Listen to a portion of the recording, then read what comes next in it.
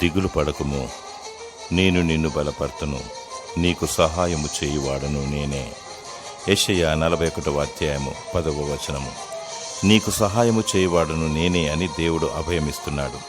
మాట తప్పనివాడు, తన వాగ్దానాన్ని నీ పట్ల నెరవేర్చువాడు, బలహీనులను బలపరచువాడు, ధైర్యము చెడిన వారిని ధైర్యపరచువాడు దేవుడే. ఆయన నమ్మదగినవాడు. దిగులు పడుతున్నావా? కృంగిపోతున్నావా? అధైర్యపడకు. నీకు సహాయము చేయువాడు, నిన్ను ఆదుకొనివాడు నీ దేవుడే.